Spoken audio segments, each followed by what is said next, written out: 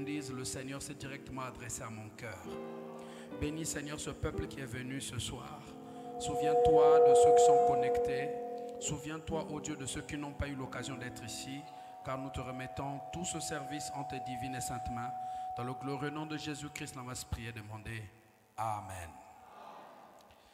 Que le Seigneur vous bénisse richement. Ok, nous allons prendre nos Bibles.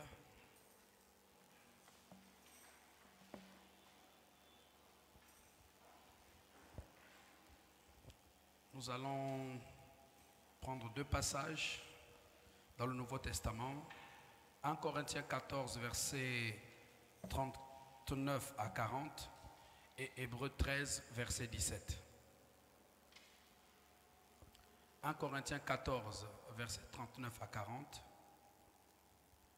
Hébreux 13, verset 17.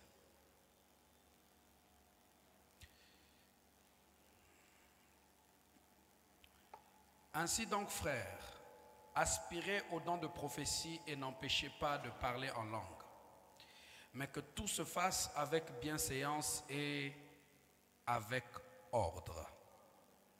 Hébreux 13, verset 17. Obéissez à vos conducteurs et ayez pour eux de la déférence, car ils veillent sur vos âmes comme devant en rendre compte. Qu'il en soit ainsi afin qu'ils le fassent avec joie et non en gémissant, ce qui ne vous serait d'aucun avantage. Que le Seigneur bénisse la lecture de sa parole. Vous pouvez vous asseoir.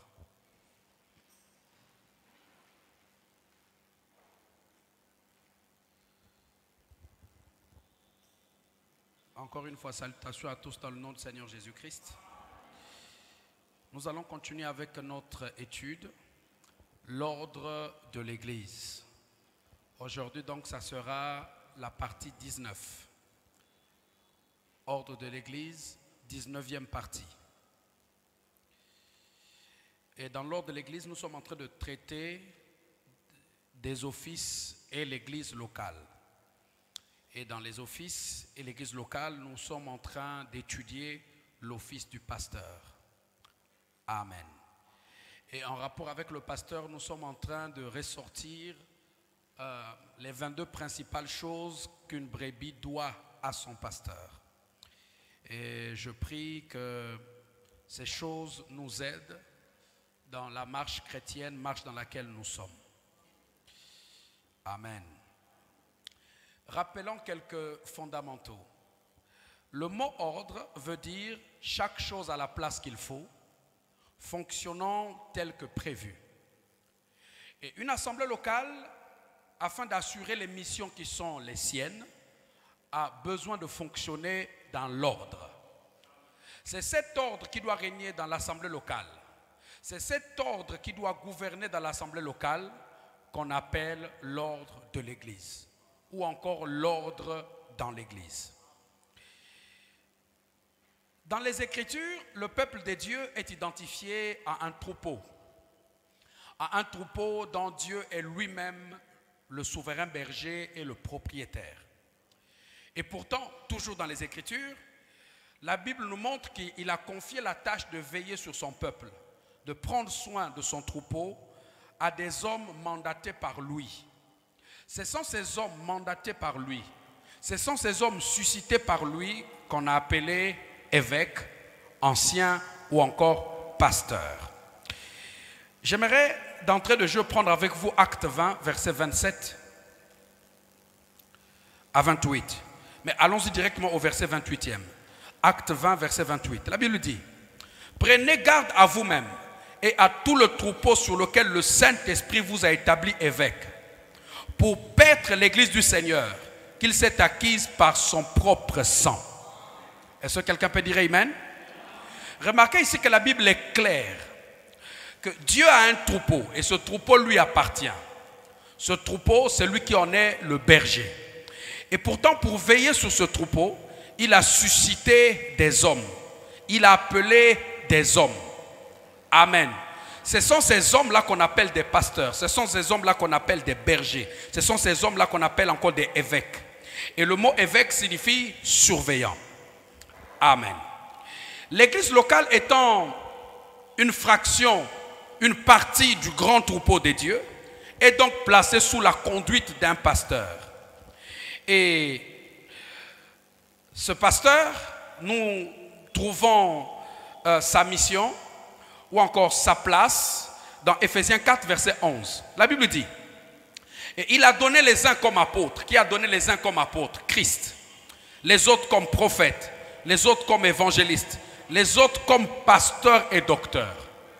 Donc remarquez que parmi les dons que Dieu a fait aux hommes, dans le but d'édifier son peuple, il y a celui de pasteur.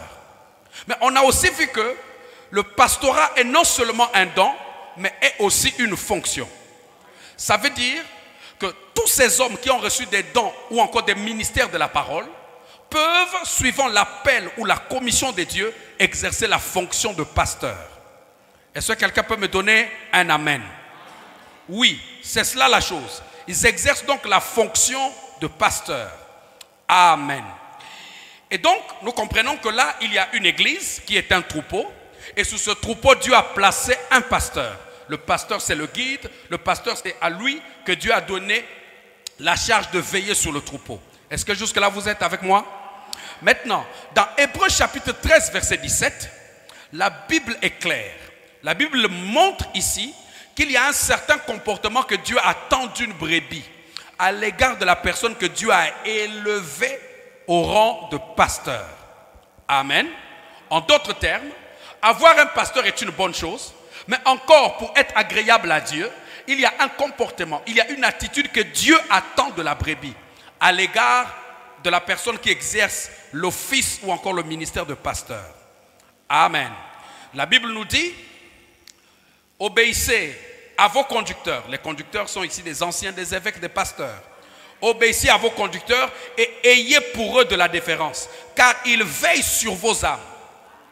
Remarquez, parce que le pasteur veille sur votre âme, Dieu s'attend à ce que vous ayez une certaine attitude à son égard.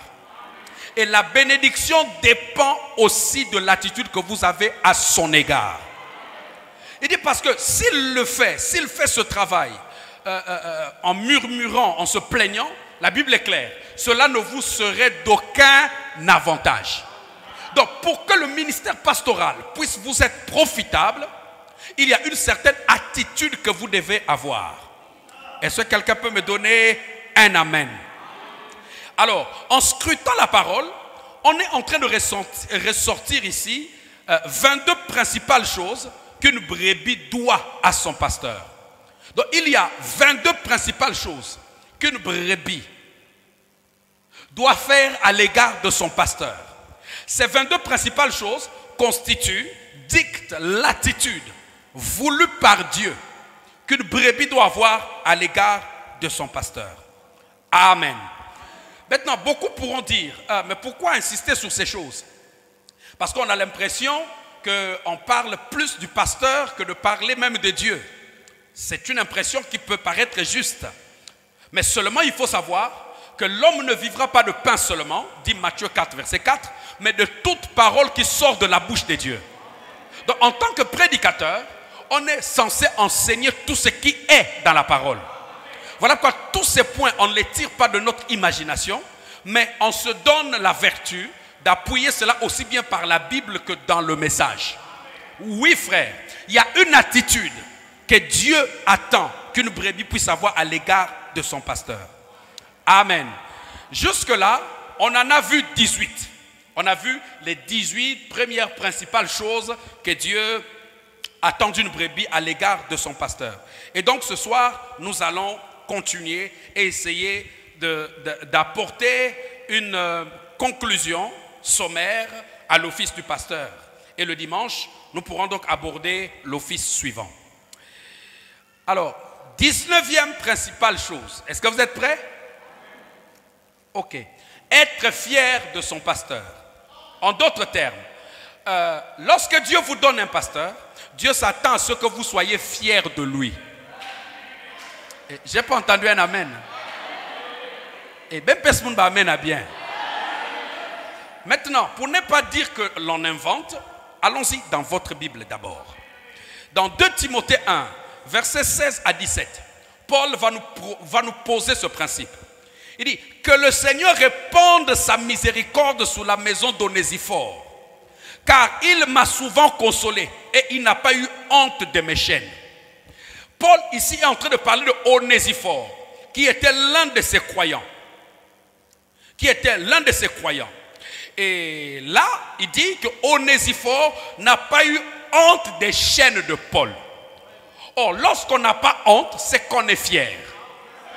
Onésiphore n'avait pas honte de la situation de Paul parce qu'il en était fier. Il était fier de Paul. Car au contraire, lorsqu'il est venu à Rome, il m'a cherché avec beaucoup d'empressement et il m'a trouvé. L'apôtre Paul écrit cette lettre dans une situation compliquée. En réalité, il était dans les chaînes. Et beaucoup de ses partisans l'avaient quitté à l'époque, parce que beaucoup ne voulaient pas subir le même sort que lui. Mais remarquez qu'Onésiphore, malgré que Paul était humilié, malgré que Paul était rejeté de plusieurs, malgré que Paul était traité de peste, ainsi de suite, par les gens de la nation juive ou même de Rome, remarquez que Onésiphore n'a jamais eu honte des chaînes de Paul. Il n'a jamais eu honte de Paul. En d'autres termes, il était fier de Paul. Il savait que le même Dieu qui avait oint Paul était toujours avec lui. Il savait que malgré que Paul passait par des moments difficiles, il savait que le Dieu de la Bible ne l'avait jamais abandonné. Et remarquez qu'il n'a pas eu honte. Donc même quand il est arrivé à Rome, il a dit à tout le monde, je cherche Paul. Alors qu'à l'époque, chercher Paul pouvait signifier votre mort. Mais lui, il était tellement fier de Paul, il a dit, je cherche Paul. La Bible dit qu'il a cherché avec empressement jusqu'à ce qu'il le trouva. Pourquoi? Parce qu'il savait que Paul était un serviteur de Dieu. Parce qu'il savait que Paul était son conducteur. Et remarquez, à cause de cette attitude, Paul dit que le Seigneur réponde sur la maison d'Onésiphore la miséricorde. Remarquez, qui était fier de Paul? C'était Onésiphore. Mais la miséricorde, c'est-à-dire les bénédictions, ne devaient pas seulement se répandre sur Paul, sur Onésiphore, mais devaient aussi se répandre sur sa maison. Est-ce que quelqu'un peut dire Amen? Ce sont des petites choses que l'on semble négliger, et pourtant qui sont très très très importantes dans la Bible. Maintenant, vous allez me dire, pasteur, ça commence à devenir compliqué. J'aimerais que l'on prenne avec vous, je ne sais pas si la technique peut me balancer cette citation, dans le message « Être persévérant ». Être persévérant, prêché le 29 juillet 62. Être persévérant, prêché le 29 juillet 62. Le 29 juillet 62, à Victoria, BC, au Canada. Au paragraphe 97, retenez très bien ceci. Frère Branham dit, et maintenant, toute personne qui est ici et qui est membre de ces assemblées par ici devrait être fière de son pasteur. Si on peut nous la balancer, ça serait vraiment bien. J'aime que l'on balance comme ça parce que ça enlève le doute. Hein? Comme ça, quand tout le monde lit, on sait que c'est vraiment Frère Branham qui l'a dit.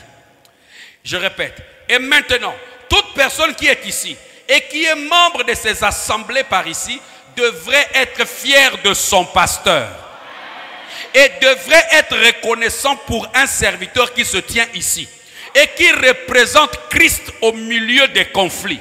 Et qui néanmoins croit cela parce qu'il sait que le même Dieu qui l'aime et sert, c'est celui qui connaît le cœur. Que quelqu'un me donne un amen. Frère Branham ici dans cette citation est clair. Il dit, toute brebis devait être fière de son pasteur. Dis à celui à côté de toi, toute brebis doit être fière de son pasteur. Est-ce que c'est moi qui l'ai dit? C'est Frère Branham qui l'a dit. Ça veut dire ne pas en avoir honte. Est-ce que quelqu'un peut dire Amen? Voilà, parce que lorsque vous êtes fier de votre pasteur, Frère Branham dit, cela honore Dieu. Est-ce que quelqu'un peut dire Amen? Je prie que Dieu fasse de toi un Onésiphore ce soir. Amen. 20e principale chose que Dieu attend d'une brebis à l'égard de son pasteur, c'est honorer son pasteur. honorer son pasteur. Avant de prendre des bases scripturaires, laissez-moi d'abord définir ce que j'entends par honorer. Honorer, c'est témoigner à quelqu'un la considération que l'on a de sa personne ou encore de son travail. Mieux encore, du rang que cette personne occupe. Honorer, ça veut dire que vous avez du respect pour la personne, vous avez de l'estime pour la personne, mais maintenant vous l'exprimez. C'est-à-dire vous faites passer l'estime que vous avez de l'intérieur jusqu'à l'extérieur. C'est ça qu'on appelle honorer. Et en tant que membre d'une assemblée locale, sous un ministère, Dieu s'attend à ce qu'une brebis puisse honorer son pasteur. Commençons par Romains 13, verset 7. Romains 13, verset 7. La Bible dit: rendez à tous ce qui leur est dû. L'impôt à qui vous devez l'impôt. Le tribut à qui vous devez le tribut. La crainte à qui vous devez la crainte. L'honneur à qui vous devez l'honneur. Donc, il y a des personnes tout autour de nous, il y a des personnes dans notre existence à qui nous devons de l'honneur. Je vais vous donner un exemple. Par exemple, le président de la République. On a beau ne pas être d'accord avec lui, mais parce qu'il occupe le rang de président de notre nation, on doit l'honorer. Ça veut dire, si vous le rencontrez dans la rue, vous n'allez pas le saluer comme votre voisin. Il y a une certaine attitude que vous aurez à son égard. Ok? Parce que c'est le président de votre nation. Est-ce que quelqu'un peut dire amen? Sous d'autres cieux, par exemple en France, il arrive des fois que quelqu'un soit un opposant au président. Mais un jour, le président vient visiter sa circonscription. Lui, il est maire. Mais le président vient. Lui, il est contre le président. La terre entière sait que lui, il est contre la politique du président. Mais en ce moment-là, quand le président est là, il oublie qu'il est contre le président. Il doit honorer le président. Il donne au président un siège spécial. Il accorde au président un lieu spécial. Il parle au président en ayant des termes respectueux. Pourquoi? Parce que c'est une personnalité qui est digne d'être honorée. C'est la même chose que Dieu veut ici pour ses généraux. Amen. Il dit, rendez à tous ceux qui leur est dû l'honneur à qui vous devez l'honneur. Donc il y a des personnes à qui nous devons l'honneur. Amen. Parmi les personnes auxquelles nous devons l'honneur, il y a cette catégorie. Dans Ephésiens 6, les versets 2 et 3, la Bible dit, Ephésiens 6, versets 2 et 3, la Bible dit: honore ton père et ta mère. C'est le premier commandement avec une promesse. Afin que tu sois heureux et que tu vives longtemps sur la terre. Ici, par exemple, Dieu dit que tout être humain doit honorer son père et sa mère. Mais lorsque vous devez rendre l'honneur, ce n'est pas simplement parce qu'il faut la rendre. Mais c'est parce que derrière l'honneur qui est rendu, il y a des bénédictions, il y a des avantages. Par exemple, dans le cas d'un père et d'une mère, l'avantage c'est quoi? Afin que tu sois heureux et que tu vives longtemps sur la terre. Mes amis, il y a des gens qui sont vite partis rencontrer Jésus. Pas parce que c'était forcément leur jour, mais simplement parce qu'ils ont manqué d'honorer leur père ou leur mère.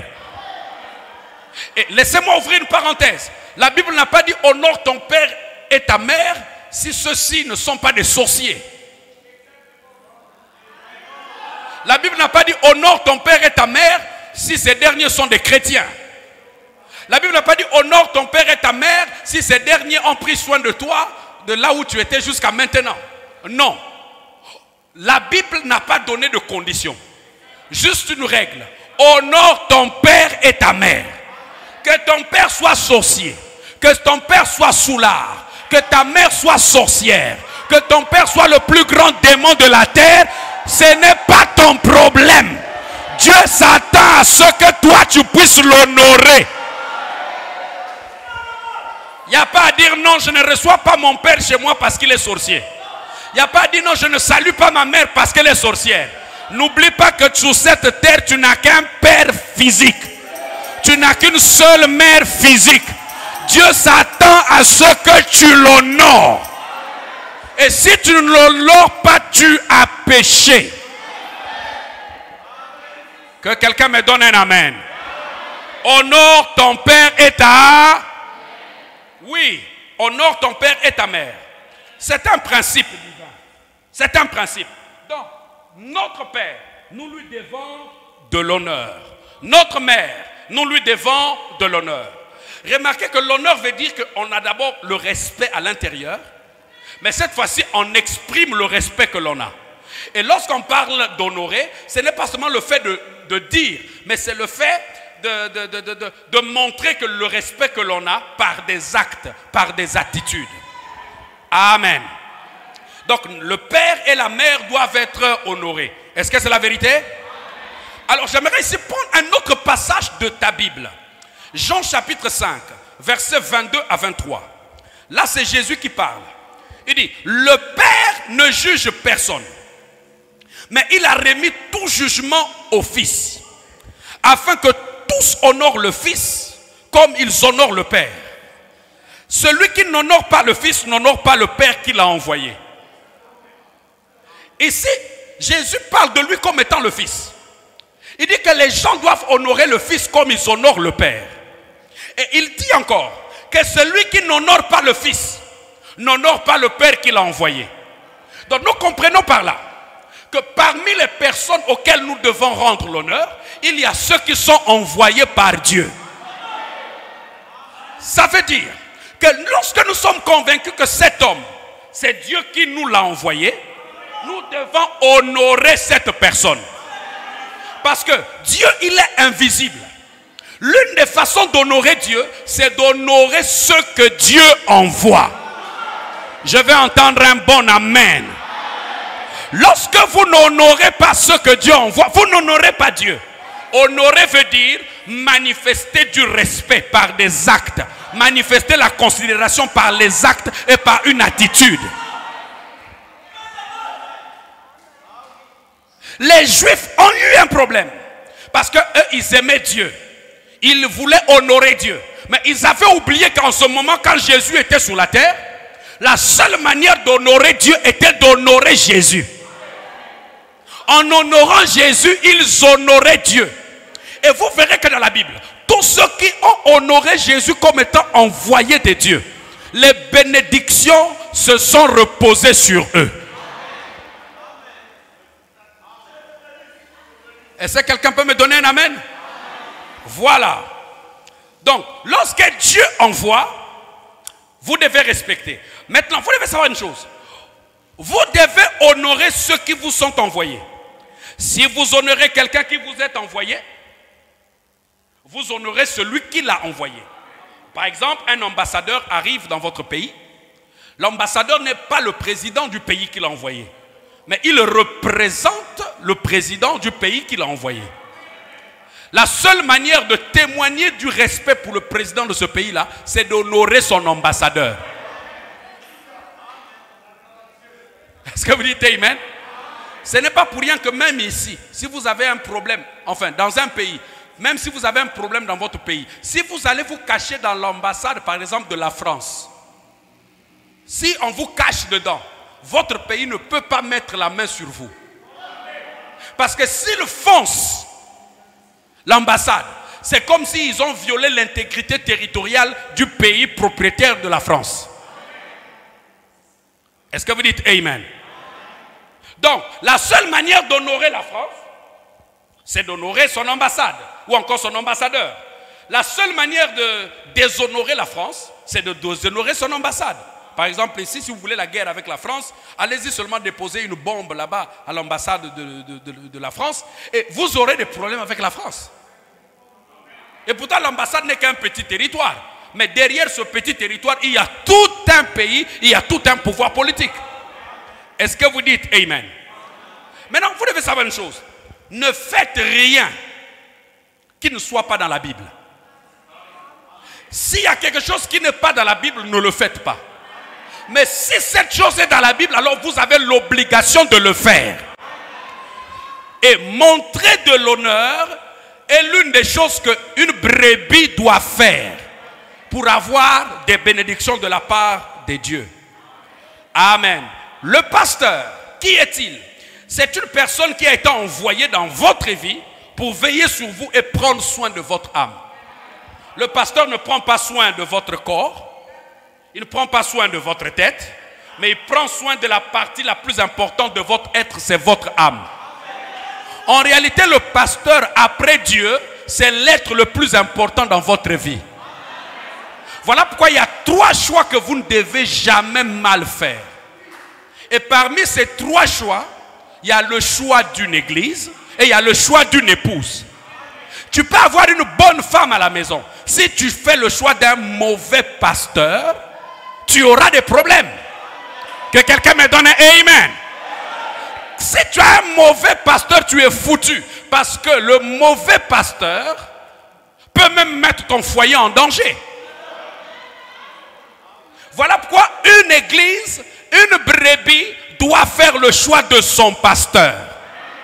Et le choix d'un pasteur se fait sous la base des critères de la parole. Parce que c'est la personne qui va veiller sur votre âme. Est-ce que vous dites amen? Vous allez me dire, pasteur, veillez sur mon âme. C'est Dieu qui veille sur mon âme. Amen. Mais la Bible est claire dans Acte 20, non? Que ces hommes ont été suscités pour veiller sur le troupeau de Dieu.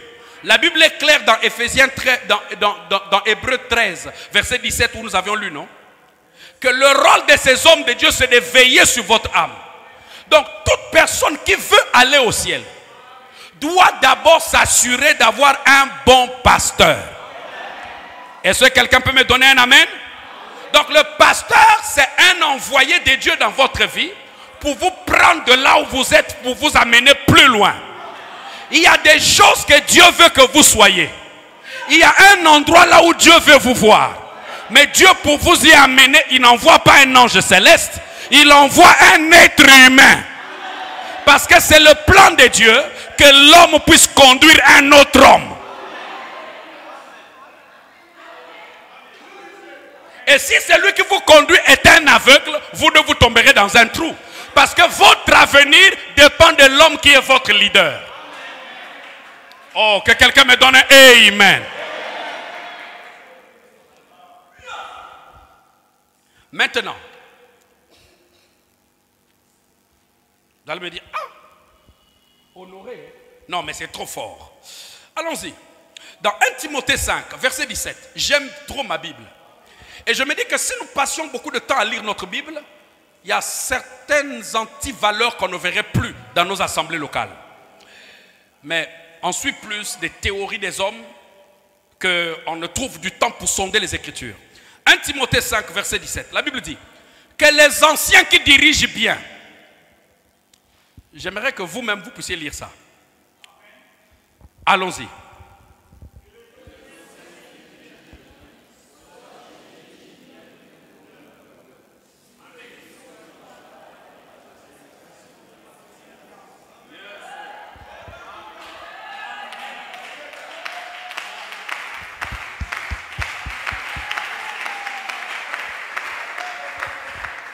Ah, donc vous comprenez que c'est écrit.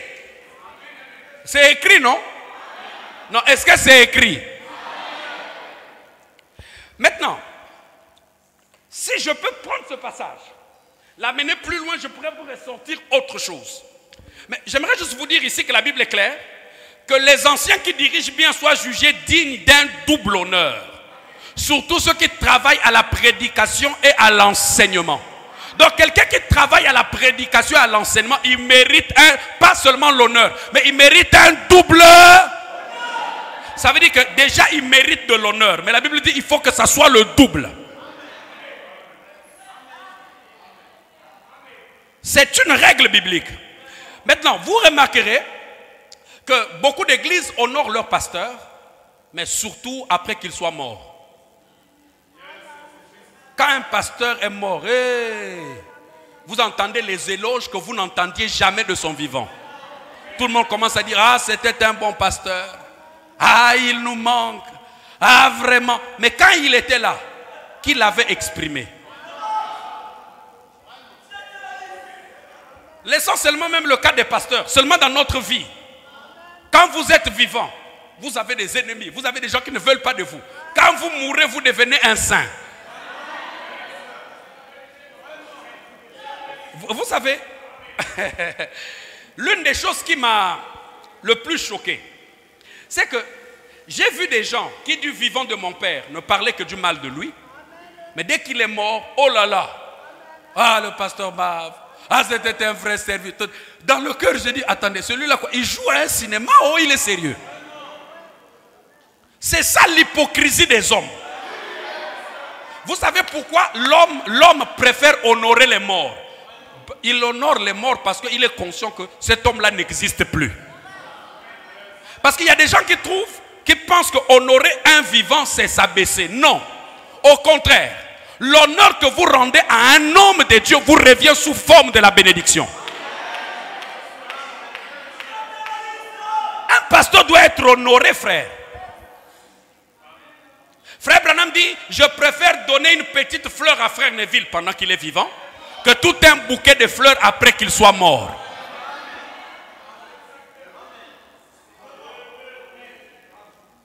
Amen. Bon, mais ici au Congo, c'est plus grave encore. Il y a des gens, ils ne te donnent aucun honneur pendant que tu es vivant. Même après que tu sois mort, ils s'arrangent encore à te déshonorer correctement. Quand les autres disent que la terre te soit légère, eux ils disent que la terre te soit lourde. Tellement leur haine est grande. C'est ça le problème. L'honneur, ce n'est pas embarrasser. L'honneur, ce n'est pas faire du mal. L'honneur, c'est exprimer le respect, l'estime que l'on a pour quelqu'un. Voilà. Un pasteur doit être honoré doublement. Si quelqu'un le croit avec moi, qu'il dise Amen. Est-ce que c'est OK? 21e principale chose. La 21e principale chose qu'une brebis doit à l'égard de son pasteur, c'est savoir que son pasteur a besoin de repos. Savoir que son pasteur a besoin de quoi? Un homme de Dieu a-t-il besoin de repos? Vraiment? Il doit travailler. Il doit toujours être disponible. Même quand on l'appelle à 21h, il doit être disponible. À 3h du matin, il doit être disponible. Dès que le téléphone du pasteur est fermé, aïe, aïe, aïe, il y a des gens qui sont blessés. Bon, allons-y. Marc 6, versets 30 à 31. La Bible dit, les apôtres s'étant rassemblés auprès de Jésus, lui racontèrent tout ce qu'ils avaient fait et tout ce qu'ils avaient enseigné. Les apôtres venaient d'une mission. Et ils viennent voir Jésus, ils lui racontent tout ce que eux ils avaient fait et tout ce que eux ils avaient enseigné. Verset 31, Jésus leur dit, qui leur dit ici? Venez à l'écart dans un lieu désert et reposez-vous un peu.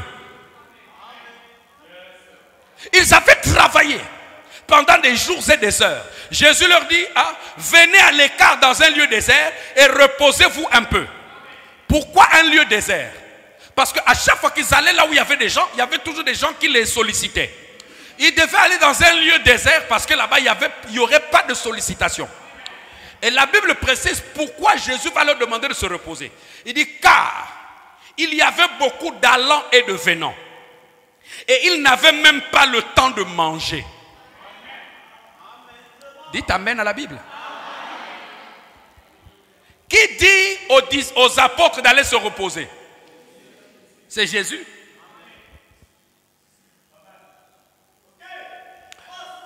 Dans le message, le berger de la bergerie, prêché le 3 avril 56, Frère Branham dit au paragraphe 4, le berger de la bergerie, Paragraphe 4. Frère Branham dit,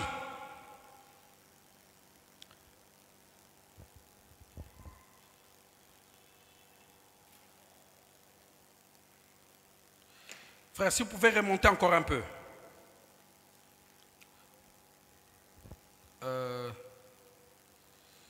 Descendez.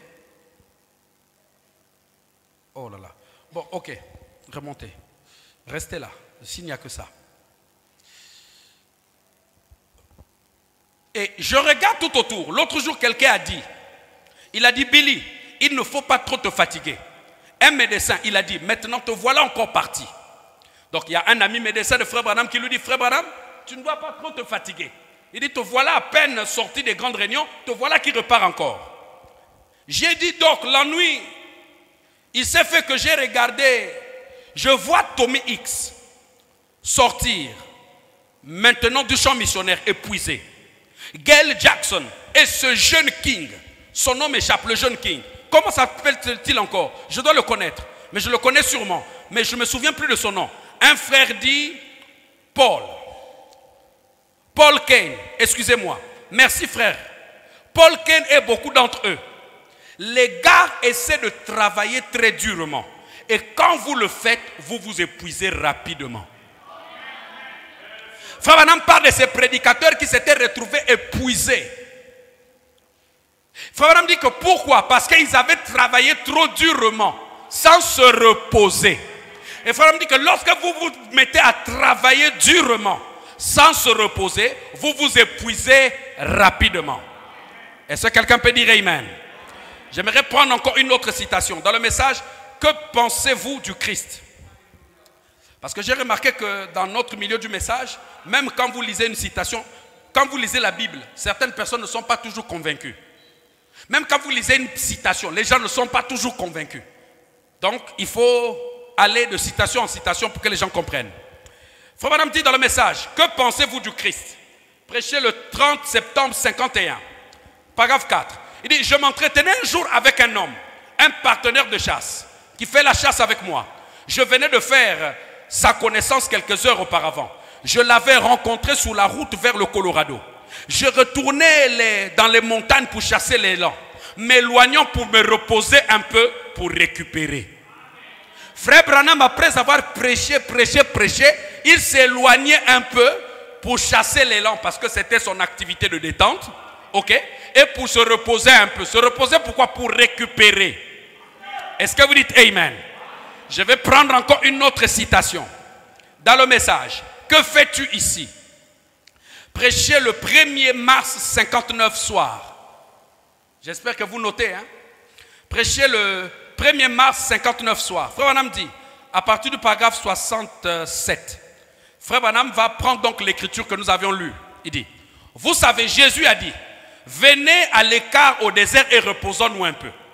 Quelques-uns de ces types qui pensent que vous ne devez pas vous reposer, nous découvrons qu'ils s'épuisent très vite aussi. Frère Branham dit qu'il y a de ces gens-là qui pensent que parce qu'ils ont l'onction de Dieu sur eux, qu'ils n'ont pas besoin de se reposer. Frère Branham dit, on découvre qu'ils s'épuisent très vite aussi. S'ils ne pensent pas au repos, ils se retrouvent quelque part complètement surmenés.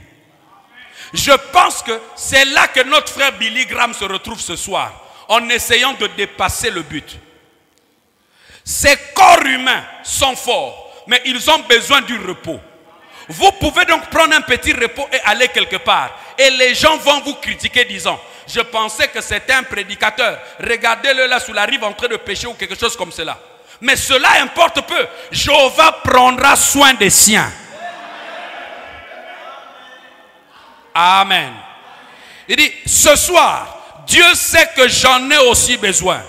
Je suis sûr que cette église en a besoin. Venez à l'écart, loin du monde. Reposons-nous un peu. Amen. Paragraphe 71, il dit, vous n'avez pas le temps de vous reposer? Dites-vous. John Wesley, il a dit une fois, il a dit, je crains de me reposer. Je n'ai pas le temps de me reposer. Et vous vous retrouverez cassé si vous ne prenez pas de repos. John Wesley, c'était le type de prédicateur qui voulait travailler, mais il ne pensait pas à prendre du repos. Et frère Branham me dit que c'était une erreur. Il dit, si vous êtes prédicateur et que vous ne pensez pas prendre du repos, vous vous retrouverez cassé si vite et mis de côté. Vous savez, nous les prédicateurs, parfois on se dit que si on prend du repos, on va empêcher l'œuvre de Dieu d'aller de l'avant. Et généralement, ce sont les brebis qui nous amènent là. Il suffit qu'un pasteur dise, je vais aller me reposer pour une semaine. Wow! Dès qu'il tourne le dos, derrière, c'est la débandade. Les gens ne viennent plus à l'église. Et là-bas, quand le pasteur appelle, comme à l'église, on dit, pasteur, depuis que tu n'es pas là, l'église, vraiment, les gens ne viennent plus. Tout bon pasteur, dès qu'il entend ça, il commence à avoir de la peine. Il veut vite revenir parce qu'il ne veut pas voir le troupeau de Dieu se disperser. Oh, en faisant cela, vous l'empêchez d'avoir un repos. Et en faisant cela, donc ça veut dire que vous vous organisez à ce qu'il vous quitte plus vite que prévu. Amen. Une église doit supporter, doit d'ailleurs même inciter son pasteur à prendre du repos. Maintenant, l'une des choses aussi qui empêche au pasteur de prendre des repos, c'est des personnes qui peuvent prendre soin du troupeau, apporter la parole à leur absence. Parce que qu'est-ce qui se passe? Il y a des gens, dès qu'il sait que le pasteur n'est pas dans la même ville, le pasteur est parti, lui il en profite pour s'aimer ses propres graines. Et après, c'est des nouvelles qui arrivent chez le pasteur là-bas. Mais ton gars que tu as laissé ici, voilà. Et du coup, le pasteur, par compassion pour son peuple, il revient. En revenant, il a coupé son repos. Il va se mettre à travailler. Et cela peut vite l'épuiser.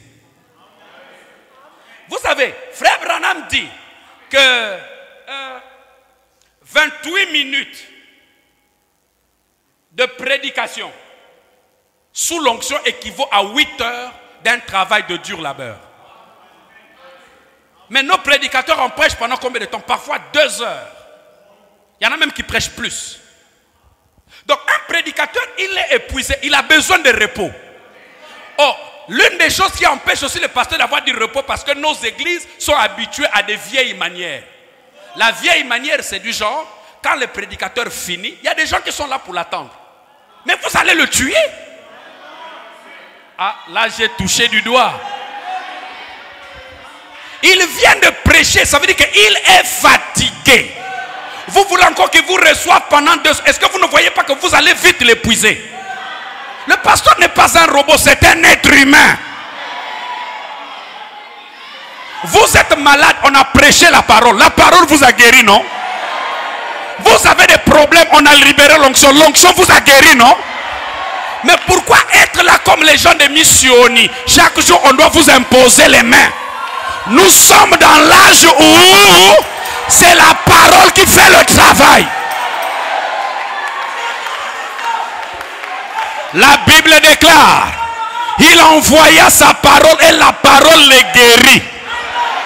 Donc pendant que je prêche ici, si tu crois, la guérison te trouve. De toutes les façons, WMB déclare que l'imposition des mains c'est pour les Juifs. Il dit mais pour nous les gens de la nation, c'est simplement prononcer la parole. Et la Bible déclare que Dieu est derrière la parole de ses serviteurs. Frère, je n'ai pas besoin de t'imposer les mains. Si tu crois dans l'onction qui est sur moi, maintenant même je te dis, trouve la solution. Oh, si tu le crois, reçois au nom de Jésus-Christ.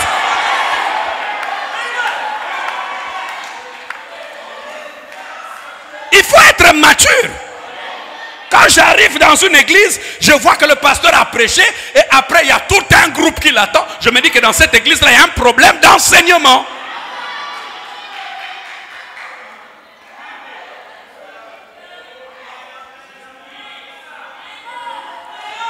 C'est des vieilles habitudes, mais il faut qu'on enlève ça. Sinon, vous allez perdre encore un autre pasteur vite.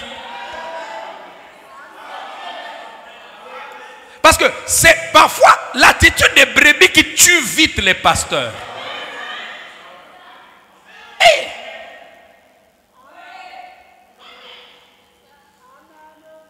Mais non, je n'ai pas dit que si tu as une urgence, il ne faut pas voir le pasteur à la fin du culte. Si c'est une urgence, vraiment urgence, alors là, tu peux le voir. Là, ça se comprend. Mais si c'est seulement pour dire, oh non, tu vois que je me suis gratté le matin, j'ai rêvé, quelqu'un m'a poursuivi avec la machette. Non, ça peut attendre demain. Tu as vu quelqu'un qui t'a poursuivi avec la machette, mais toi tu as Jésus. Celui qui a Jésus, il est mieux protégé qu'un président de la République. Enlevez cette attitude de peur. Quand tu écoutes la parole, tu dois croire que la parole m'a déjà béni, la parole m'a déjà guéri, la parole m'a déjà amené loin. Vous voulez voir le pasteur, c'est normal. Mais il y a des journées de réception qui sont là pour ça. Pendant les réceptions, tu peux prendre 3 heures en train de parler. Une fois, je me rappelle, j'ai reçu une sœur, j'étais assis, elle a parlé pendant 5 heures. J'étais assis, elle a parlé pendant 5 heures de temps.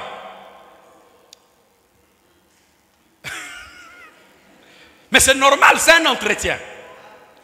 Et une brebis doit avoir des entretiens privés avec son pasteur. Mais seulement chaque chose a son temps. C'est ça qu'on appelle l'ordre. Est-ce que vous dites Amen? Sinon, il va vite se casser. C'est ça le problème. Donc, voilà pourquoi moi j'ai dit, je fais comme Frère Branham. Dans l'année, je prendrai au moins 1 mois de repos où je ne prêche pas. Je suis quelque part, je ne suis même pas au Congo, je vais quelque part où je ne prêche pas, je suis calme, je ferme tous mes téléphones. Parce qu'il faut se reposer. Le pasteur s'est dit que s'il ne vient pas vite, l'église va se casser. Frère, l'église là, tu peux mourir, l'église va continuer à vivre. Nous aussi, on a compris qu'on n'est pas des robots. Amen. Une église doit même doit s'organiser pour envoyer son pasteur en repos. Parce que ce travail est très difficile. Est-ce que c'est OK?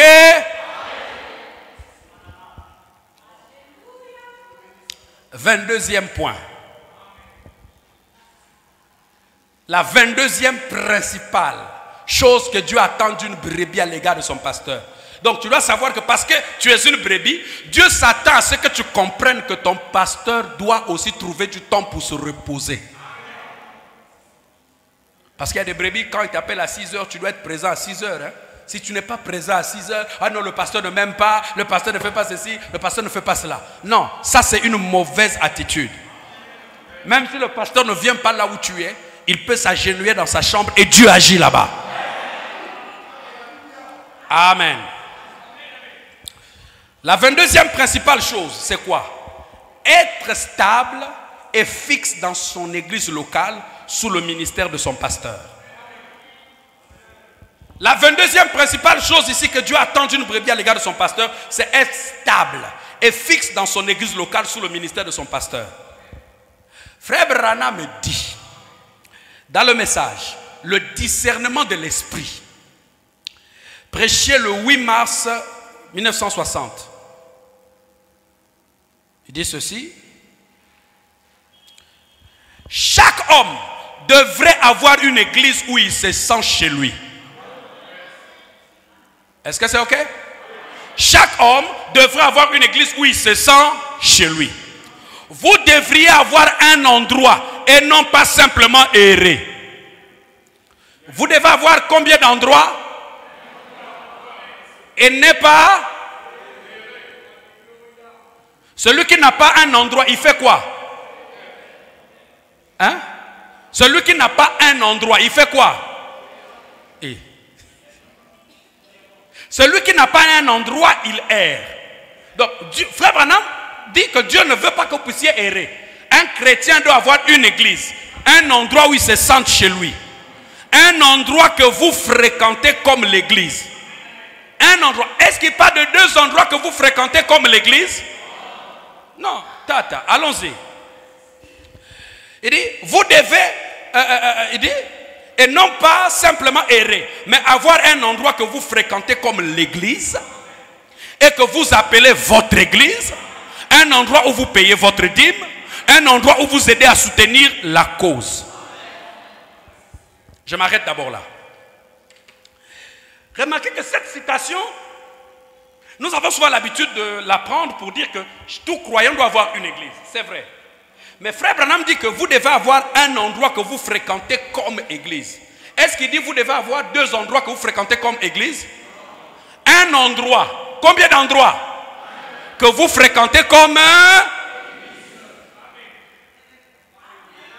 Ça veut dire, en tant que croyant, tu ne dois pas avoir l'esprit de papillon. Tu as un pasteur, tu as une église. Ta place est dans ton assemblée locale et jamais ailleurs.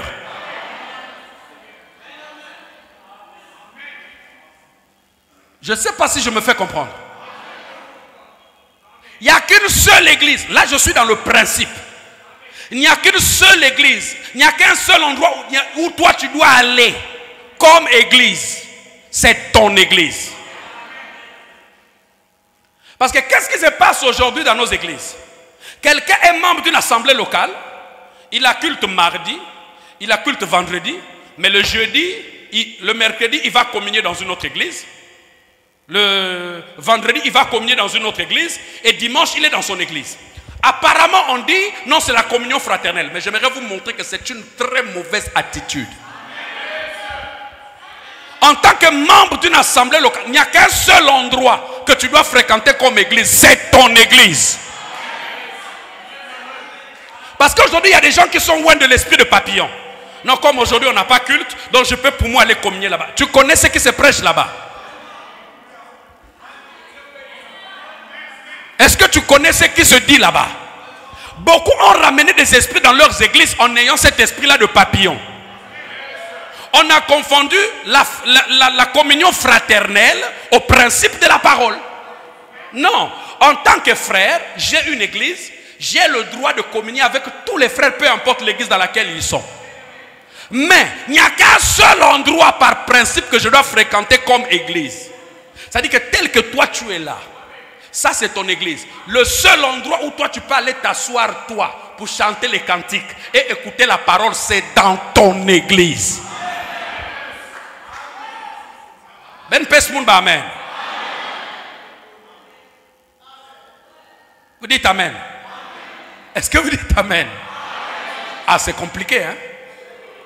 Je vais ouvrir quelques brèches quelque part. Mais laissez-moi d'abord m'asseoir sur le principe. Ça veut dire, tel qu'on est là,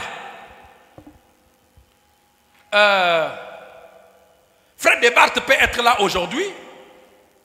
Il est appelé par Dieu. Ok? Frère Desbartes va commencer une église où il va faire une église en Vumvu. C'est notre frère, on le soutient.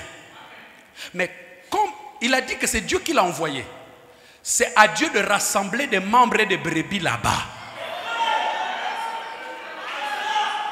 Ce n'est pas que celui qui est ici va dire, bon, aujourd'hui on a culte, je suis à l'église, et le jour où on n'a pas culte, je vais chez Frère Desbartes. Je dis, là je suis dans les principes. Non, parce que ça c'est erré. Imagine que Frère Desbartes prêche la polygamie. Vous ferez quoi?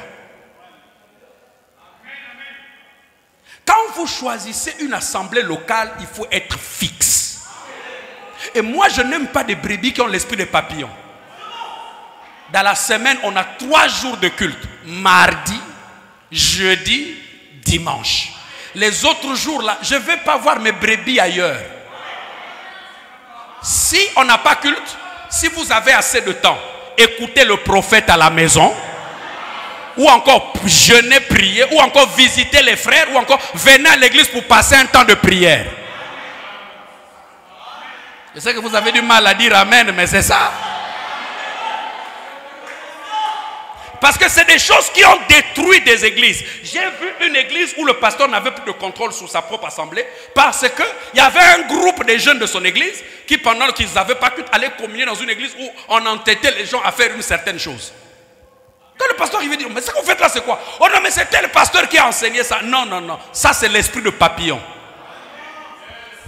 Oh, vous savez, lorsqu'on voltige d'arbre en arbre, ça veut dire qu'on n'est pas satisfait. Mais tu es dans une église où il y a la parole, où il y a le surnaturel. Tu vas aller ailleurs pour aller chercher quoi? Hein? Ben Pesmoun ba amen. Tu vas aller ailleurs pour aller chercher quoi? C'est ça le problème. Tu es dans une église, tu restes fixe. Et nous tous les pasteurs, on sait que lorsqu'on voit souvent une brebis d'une autre église qui vient souvent chez nous, pendant qu'elle n'a pas culte, on sait que c'est une âme qui est insatisfaite. Parce que vous savez, quand quelqu'un a bien mangé et qu'il est rempli, il est rassasié, même si tu peux lui présenter le meilleur plat du monde, il ne le mangera pas. Et quand on est dans une assemblée locale, il faut être satisfait. Si vous n'êtes pas satisfait là où vous êtes, alors trouvez-vous une église où vous serez satisfait. Donnez-moi un amen. Ça, c'est le principe.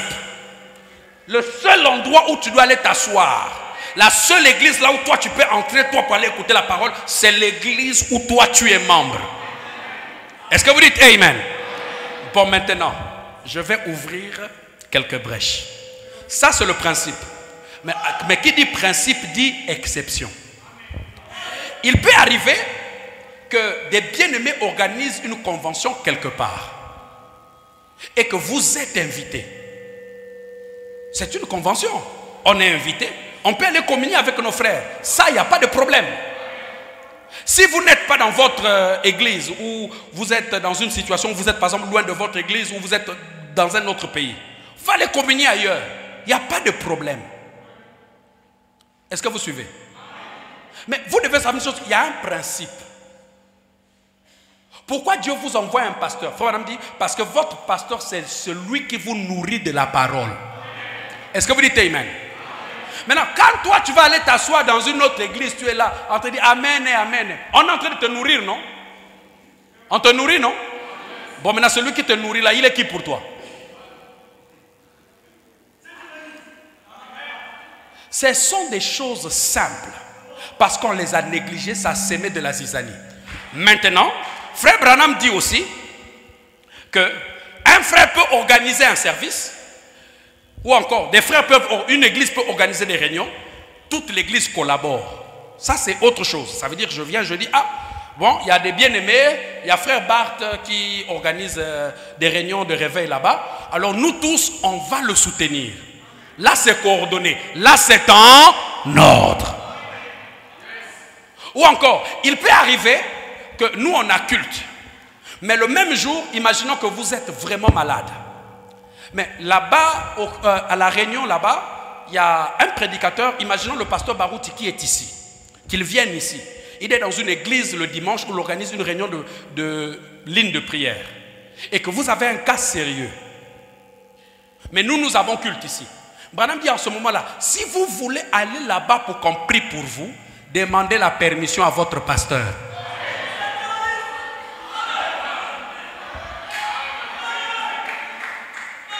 Et le pasteur est un homme de Dieu.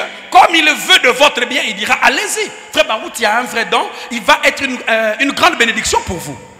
Donc vous voyez qu'il y a des principes. Quand tu aimes... Écoutez, aller dans une église, c'est comme entrer dans un foyer. Quand vous voyez une femme qui n'est... Le matin, elle est chez elle. L'après-midi, elle est chez la voisine. Le soir, elle est chez telle voisine. Même vous-même, vous allez trouver que cette femme-là n'est pas sérieuse. Oh, une église est une femme. Le principe est que quand tu es dans ton église, tu es dans ton église. Tu restes là. Tu as culte 2 fois, tu es là. Les jours où tu n'as pas culte, si tu as trop de temps, lis ta Bible, prie, jeûne, va visiter d'autres frères ou viens à l'église pour passer un temps de prière. Pas ailleurs. Quand vous êtes ailleurs, vous êtes en dehors des principes de la parole. À moins que cela entre dans les exceptions.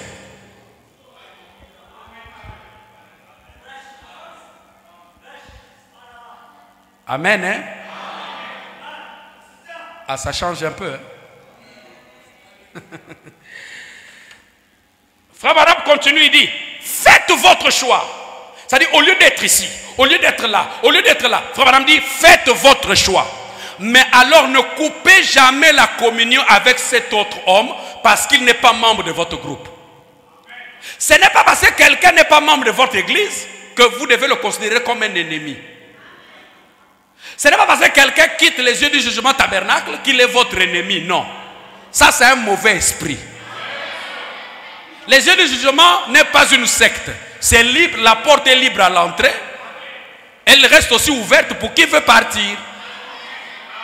Adhérer ou quitter une église est un droit constitutionnellement garanti par la parole. Quelqu'un qui quitte, ce n'est pas écrit que si tu quittes les yeux du jugement, tu ne vas plus aller au ciel. C'est-à-dire que tu n'es pas obligé d'être ici si tu n'aimes pas ce qui se fait ici. Tu n'es pas obligé d'être là si tu n'apprécies pas ici. Tu es libre. Mais quand tu fais ton choix, si tu choisis l'église de Frère Barth, tu restes chez Frère Barth, qu'on ne te revoit plus jamais ici. Ni ailleurs. Quand une jeune fille est libre, elle peut sortir avec les hommes qu'elle veut. Mais une fois qu'elle est mariée, Branham dit une femme mariée ne doit même pas faire un clin d'œil à un autre homme. Et moi je crois que c'est le même principe qui s'applique dans une assemblée locale. Branham dit faites votre choix. Quelqu'un qui ne veut pas de Zoé Tabernacle ou de Jugement Tabernacle. J'en ai l'expérience maintenant. C'est rien du tout. Nous allons tous à un même ciel, c'est Jésus. Même si quelqu'un est sorti de l'église pour des motifs non scripturaires, ça ne vous regarde pas. Ça reste votre frère. Vous le rencontrez, forcez-lui le shalom. S'il ne veut pas vous saluer, vous allez-y vers lui, frère, shalom. Nous allons au ciel, frère. Donnez-moi un amen. Si quelqu'un ne vous salue pas parce que vous avez quitté son église, c'est que c'est lui qui a des démons. Parce que l'attitude que vous avez à l'égard de quelqu'un qui quitte l'église peut même l'amener un jour à revenir.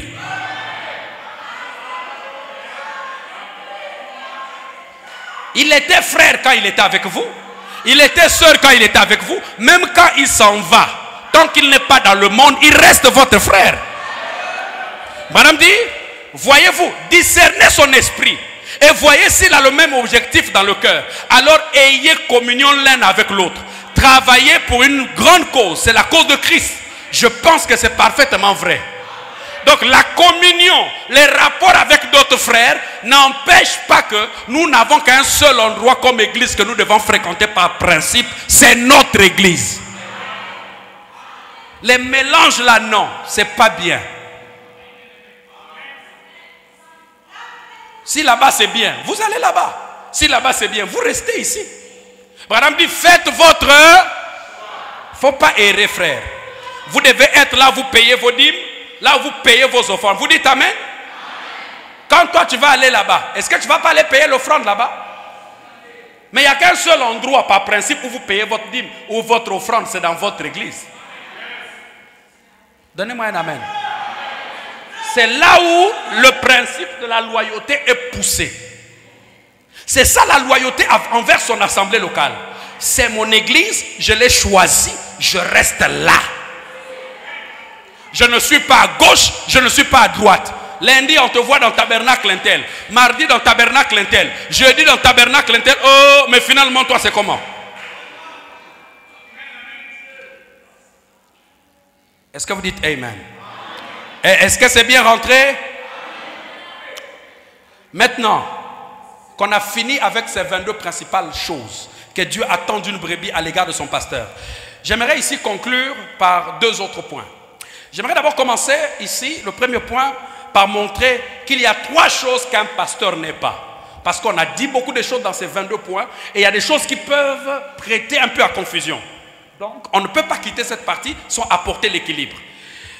Il y a 3 choses qu'un pasteur n'est pas. Il y a combien de choses qu'un pasteur n'est pas? Premièrement, un pasteur n'est pas Dieu. Ça veut dire on ne doit pas l'idolâtrer. Un pasteur n'est pas Dieu. Ça veut dire qu'il n'est pas infaillible.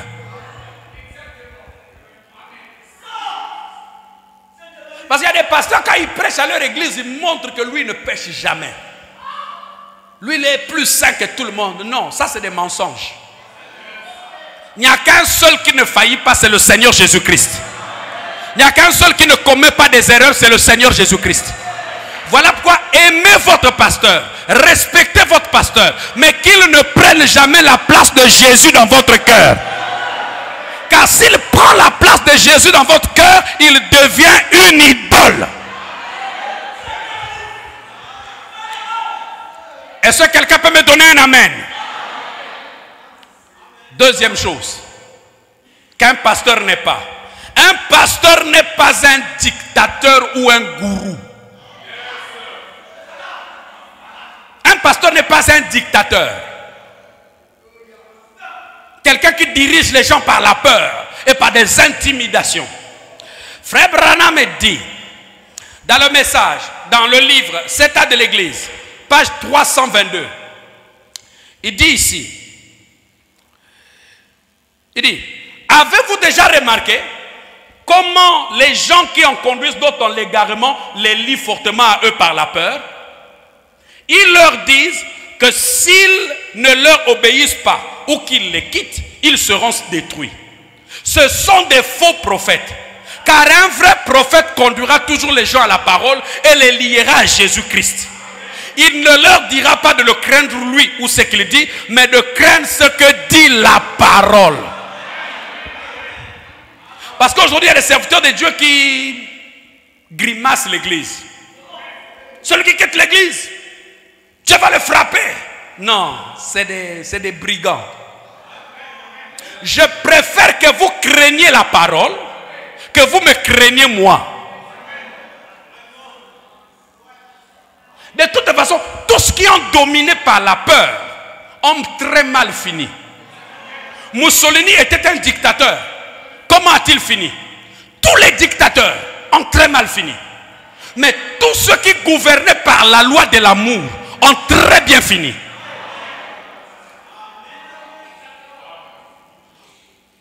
Un pasteur ne doit pas se servir de la peur pour lier les gens à lui. Non, il doit se servir plutôt des principes de la parole.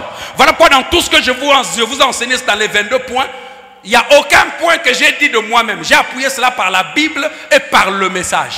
Parce que le problème n'est pas que vous puissiez être attaché à moi. Non, non, non, non, non. Je ne suis qu'un homme, je suis faillible.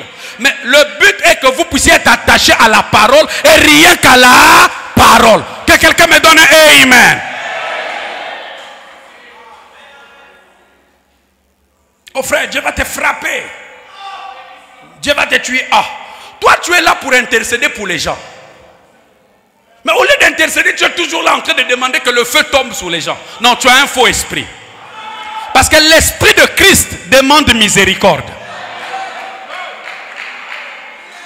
Est-ce que vous dites Amen?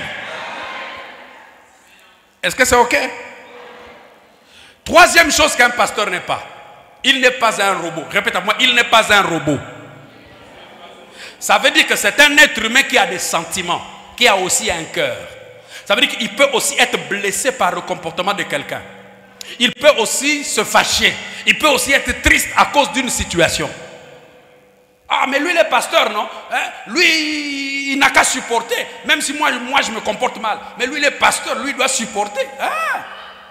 Il y a des pasteurs qui ont porté le kimono et qui ont tapé des brebis. Hein?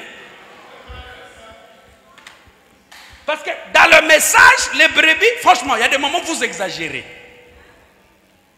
Mais il faut savoir que le pasteur n'est pas un robot. C'est un être humain. Quand il voit que tu n'es pas loyal, il est blessé.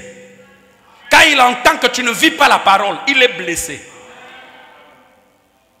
Est-ce que vous dites Amen?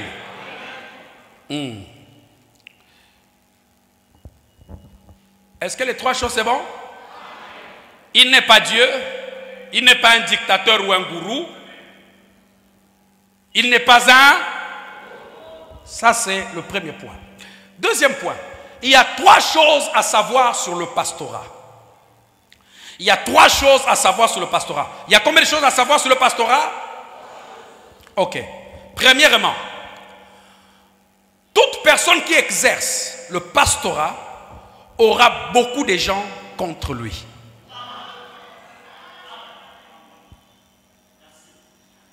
Et il faut savoir une chose, que les victoires ou les défaites d'un pasteur ont des conséquences sur son église. Vous vous souvenez, un jour Moïse, alors qu'Israël venait de sortir de l'Égypte, Israël était encore faible. Amalek les a attaqués. Quand Moïse avait les mains levées, le peuple avait la victoire. Quand Moïse avait les mains baissées, le peuple avait la difficulté à remporter la victoire. Et vous devez savoir une chose, que le diable n'attendra pas que vous soyez fort pour vous attaquer. Il profite des moments où il vous sent un peu faible. C'est là où il veut frapper fort pour maximiser son action. Amen. C'est comme nous ici au tabernacle. Ça fait à peine une année qu'on a perdu le pasteur. On est encore fébrile. On commence à peine à se relever. Mais ne vous attendez pas à ce que le diable croise les bras. C'est même pendant qu'on est encore un peu faible là qu'il va profiter d'attaquer, d'envoyer. Mais une chose est vraie. Le même Dieu qui avait donné la victoire à Israël sur Amalek est toujours avec nous et nous donnera toujours la victoire. C'est ça le problème. Toi là, mon frère, toi qui es sous les bancs là, toi qui as envie mon micro, tu dois savoir que le jour où tu seras ici comme pasteur, tu auras beaucoup de gens contre toi. Ça, il faut blender le moral. C'est-à-dire le jour où Dieu t'appelle, tu prends un gilet pare-balles, tu mets. Amen. La deuxième chose, la personne qui exerce le ministère pastoral connaîtra beaucoup d'accusations, venant aussi bien de l'intérieur que de l'extérieur. Vous verrez dans toute l'histoire de la Bible, il n'y a aucun homme de Dieu qui a fait quelque chose de grand pour Dieu qui n'ait jamais été accusé d'une quelconque manière. Les accusations font partie du quotidien d'un pasteur. Troisième chose, à savoir sur le pastorat, c'est un travail honorable, mais très difficile. C'est un travail honorable, mais très difficile. C'est un travail où vous avez la veste. C'est un travail où vous avez une chaussure. C'est un travail où les gens vous respectent. Quelques-uns, bien sûr. Mais c'est aussi un travail où vous devez vous habituer à la peine, aux soucis, ou même à des personnes qui quittent votre ministère. Et retenez une chose. J'ai l'habitude de dire ça à Paris. Qu'en réalité, quand quelqu'un quitte une église, ce n'est pas les bancs qui l'ont quitté. C'est le pasteur qui est là. C'est de lui qu'il ne veut plus. C'est simple. Oh, moi je ne veux plus de l'église. Oh, les gens parlent mal de moi. C'est faux. Parce qu'il ne veut pas simplement. Pourquoi? Parce qu'il y a des gens qui savent que s'ils disent la vraie raison, tout le monde va comprendre qu'ils ont un faux esprit. Alors on commence à trouver. Oh non, parce que frère un tel me regarde mal. Oh non, tel jour sœur parfaite m'a mal regardé. Oh, si sœur parfaite t'a mal regardé, est-ce que c'est écrit que si sœur parfaite t'a mal regardé, toi tu dois quitter l'église? Il faut être clair. Le pasteur là, je ne l'aime pas, je ne veux pas de lui. C'est mieux. Là au moins on comprend. Quand quelqu'un quitte une église, c'est en réalité, ce n'est pas les bancs qui l'a quitté. C'est un ministère qui l'a quitté. Et toi quand tu deviens pasteur, tu dois savoir que c'est des choses qui doivent arriver. Jésus a perdu un grand nombre de ses disciples en un seul jour. Branham un jour, il y a tout un groupe de gens qui sont partis de Branham Tabernacle. Paul lui-même a dit, des masses m'ont abandonné. Donc si toi tu crois qu'en devenant pasteur, les gens ne te quitteront pas, tout le monde sera d'accord avec toi, mon frère, tu seras surpris. Et la surprise peut occasionner une crise cardiaque. Mieux vaut savoir donc, toi qui envies mon micro là, quand tu seras ici, il faut t'attendre à ça. Ma prière ce soir, c'est que Dieu nous aide à mettre en pratique ces 22 points essentiels pour être une église qui plaît au Seigneur. L'office du pasteur, c'est l'office le plus élevé. C'est l'office qui a beaucoup de responsabilités. C'est le seul office qui rendra des comptes à Dieu pour les âmes ou encore pour la direction de l'église. Mais c'est aussi le ministère le plus attaqué. C'est la fonction la plus attaquée parce que quand le diable a attrapé un pasteur, il peut facilement attraper toute l'église. Parmi ces points que j'ai mentionnés, il y a des petites choses qui font que certaines églises dénominationnelles puissent continuer à survivre des années et des années. Parce que ce sont des petits points qui sont dans la Bible que leurs enseignants ont pris le temps de leur montrer. Mais nous, dans le message, on est tellement allé dans des grandes choses qu'on a oublié ces petites choses. Ce qui fait que nos assemblées locales sont parmi les plus fragiles au monde. Moins de problèmes, quelqu'un se fâche. Et quand il se fâche vraiment. Moindre souci, moi je ne parle plus à frère interne. Pourquoi? Parce que les gens n'ont jamais été enseignés sur ces choses. C'est ce qui fait que certaines de nos églises puissent avoir du mal à croître. Mais je crois que l'ordre de l'église vient pour ramener chaque chose à sa place. L'ordre de l'église, ce n'est pas seulement telle chose doit être faite comme ça. Non, l'ordre de l'église, c'est d'abord l'ordre des cœurs des gens qui viennent dans l'église. Parce que l'église, ce n'est pas d'abord le bâtiment, l'église, c'est les individus qui viennent là. Ce soir, nous allons prier. Que Dieu nous aide. Que Dieu nous aide. Les musiciens, venez. À pratiquer ces 22 principes. Amen. Laissez-moi rappeler un peu les principes de ce soir. J'aimerais, si quelqu'un veut venir à l'hôtel, qu'il vienne. Nous allons prier ensemble. Que Dieu nous aide. Que ces choses puissent réellement s'installer dans nos cœurs. Il faut dire, Seigneur, fais de moi une vraie brebis. Fais de moi une brebis loyale. Une brebis qui sait rester fidèle à la parole. Une brebis qui sait rester fidèle au message. Une brebis qui sait rester fidèle à mon église, fidèle à mon pasteur. Une brebis qui sait plaire à Dieu. Fais de moi cette brebis, Seigneur. Je voudrais faire ta volonté, Seigneur. Je voudrais faire ta volonté, Seigneur.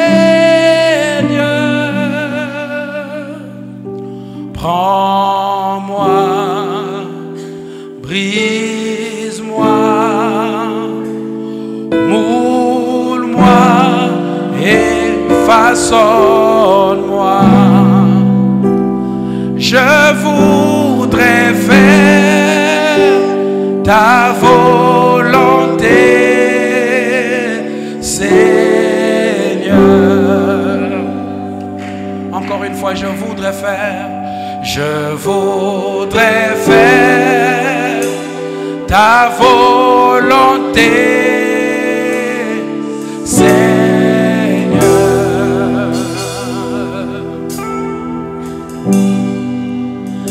Je voudrais faire ta volonté, Seigneur.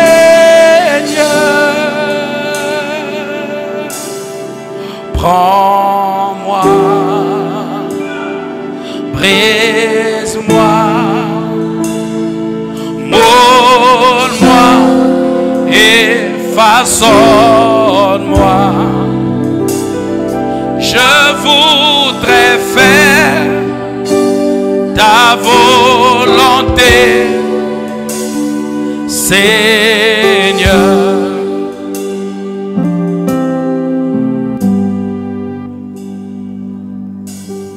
Soumis jusqu'à la mort. Oh, soumis jusqu'à la mort. Je voudrais être soumis jusqu'à la mort. Et moi, je serai soumis. Église, sois soumise, soumise jusqu'à la mort. Oui, soumise, soumise.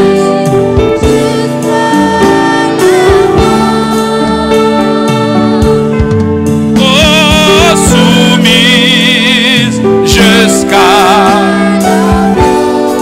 Et moi, je serai soumise jusqu'à la mort.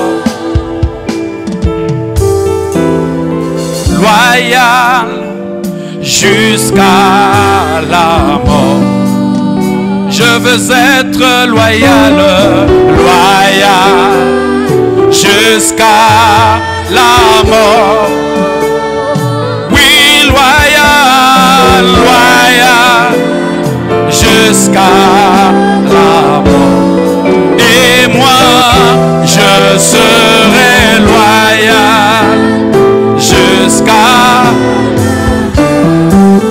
Élève ta main, parle à ton Dieu, dis Seigneur, fais de moi une véritable brebis qui est soumise à ces 22 principes. Que je puisse être soumis, que je puisse être humble, que je puisse être loyal envers la parole, envers le message. Que je ne sois pas dans un esprit de papillon. Parle à ton Dieu maintenant.